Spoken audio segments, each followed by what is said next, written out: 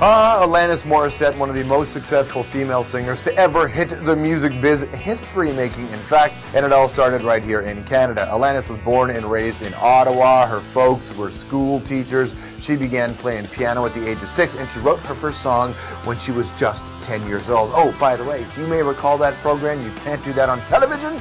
Well, Alanis was a regular. Now, a couple of years later, Alanis went back to music. She signed her first record deal. She actually was known as the Debbie Gibson of Canada. Not a moniker she liked. Unfortunately, dance pop really wasn't what she was going for. So what'd she do? Well, Alanis packed her bags and did what a lot of Canadians did. They moved to Los Angeles. She met a producer by the name of Glenn Ballard, and they started writing a record. They recorded it, and that record made music history.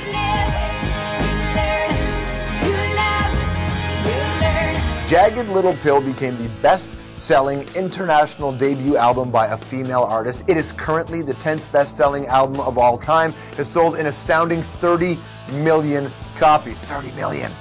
After the sales comes the awards, the Juno Awards, the Grammy Awards. Jagged Little Pill. She had a grueling 18-month worldwide tour, and a couple of years later, she had the honor of following up Jagged Little Pill. She released her follow-up called Supposed Former Infatuation Junkie. Actually, she started acting again as well. She played the small role of God in the Kevin Smith picture Dogma. Since then, Alanis has released 3 studio albums, hosted the 2004 Juno Awards, you may recall the Naked Bodysuit, and in 2007, Ms. Morissette was inducted into the Canadian Music Hall of Fame. Her new album is called Flavors of Entanglement. The latest single is called Not As We. Step one, barely making sense. Everybody say hello to Alanis Morissette.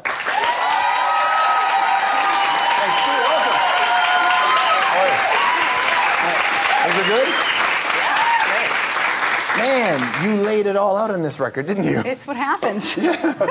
It's what happens when I write songs. There's something about being in the studio that just the flip of the switch and there's no holds barred. It's a brave place to be, isn't it? Thanks. Yeah, it is a little terrifying until it's not. Every night before the record comes out, without fail, each record, I have this moment of terror. And then I go to sleep again, and then I don't worry about it. What's the terror about? That people will know what you're thinking, or just to see how they receive it? I don't care how people receive it. I think they'll beautifully and predictably kind of interpret it through their own lens. It's how it works in my experience. But I'm a human being, and there's some fragile moments and some shame moments that I'm working through. And to do it publicly, it's not for the weak of heart. Yeah. So I get a little scared sometimes. Okay, so when I listen to this record, I can just imagine you. Now I don't know you, but there's a lot of crying in the studio when you made it?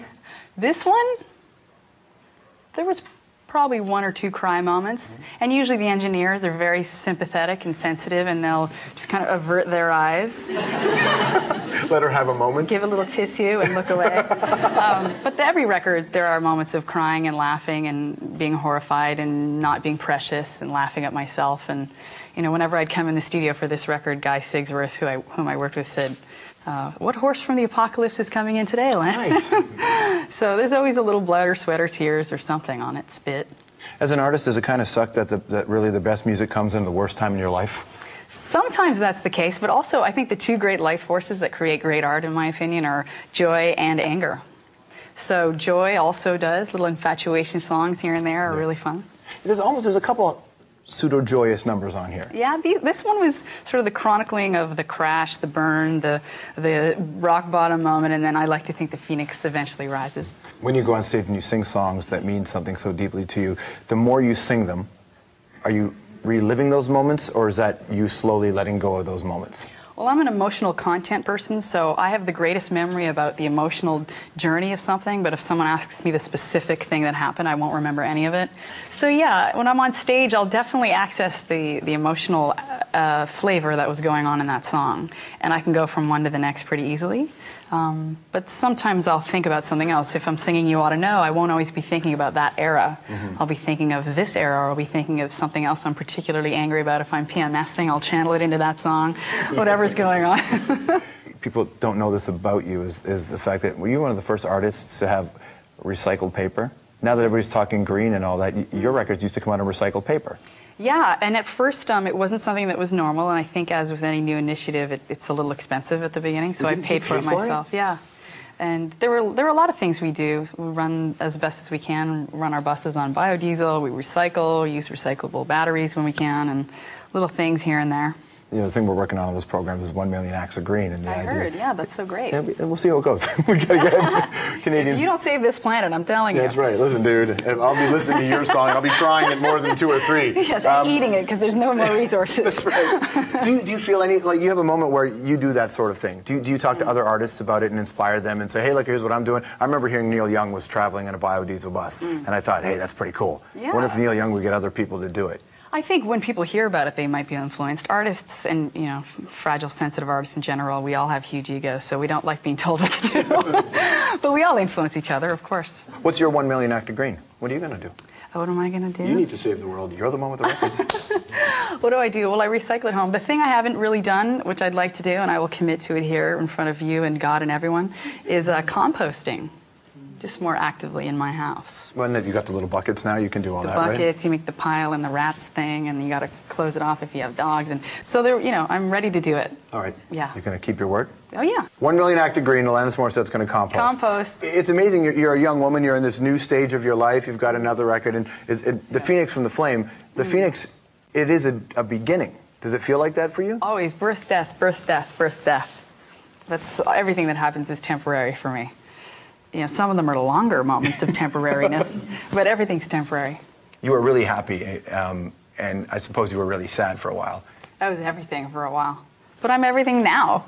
I think I stopped aspiring to be happy a long time ago because happiness is such a temporary state. No, I'm with you. I don't think it's real. I think peace is real. You can strive for peace. Yeah. So there's this peace that underlies all the different, I hate to use the word flavors, but all the different flavors of entanglement. Hi, FYI. Nice to meet you.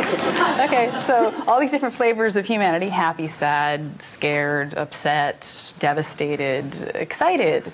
All of them happen on the bedrock, ultimately, of this peace of knowing that I'm just observing all of this and that it's a real playground. So I derive great peace from the knowledge of that. Do you have a mentor? I have millions of mentors. Because there's no real college course for this life. No. And wish there was a handbook. Yeah, that'd be in nice. 1995, I thought, how great would it be to have a handbook? You need to read Hammer of the Gods, or no one here gets out alive. Really? The Jim Morrison book. That is the how, what not to do in this business. Okay. That's your handbook. No, but you're right. There is no the handbook. opposite handbook. Yes. Do you have someone that you can talk to and go, I don't know what. You know, I'm not sure how I'm supposed to do this. Oh, yeah. I have a lot of amazing mentors and teachers in my life. They're psychologists or authors or friends or family members, and they're all teeming with wisdom and experience. And, you know, it's a little odd what I do. You know, I feel like I'm this therapist psychologist in a rock star's body sometimes. So it's a push-pull. I feel like someone said the other day, it feels like I constantly have my foot on the brake and my foot on the accelerator all the time like this because I need to rest and be, you know, take care of the sensitivity, but also be out there because it's such a part of my calling. So it's constantly calibrating that, and I have a lot of support. Plus, if you were good and everything was fine, you probably wouldn't be able to create art the way you do, right? Who knows? Maybe I would. Maybe if I was eating bonbons and sipping tiki drinks, I'd write great songs. No, but you see, I think you actually did one of those songs. One of the greatest things anybody's ever seen on YouTube was your Fergie song. The My Humps thing was phenomenal. Where did that idea come from? Well, I had been going to the studio every day, and the emotion in the room could be cut with a knife, to be sure. And I just turned to Guy and I said, I would love to just write something so simple right now to clean the slate, like a sorbet of some kind. And I said, a song like My Humps would be perfect. And so we just had this pregnant pause and looked at each other and started reinterpreting it on the piano. And then about a week later, I invited my friends over to my house in my garage, and we shot the video, really not precious. And I put it up on YouTube thinking maybe a couple hundred people would get a kick out of it. 15 million people have seen it. I know. 15 million. Did you do it to take the piss out of the role of, you know, I guess where a lot of female pop stars where they had gone and what music was like at the time? Well, no, I just really like the lyric, you gotta make you work, make you work. It's great to see you. Thank you very much. It's Alanis Morissette, everybody. She's got a brand new record. It's called Flavors of Entanglement. I'll be right back.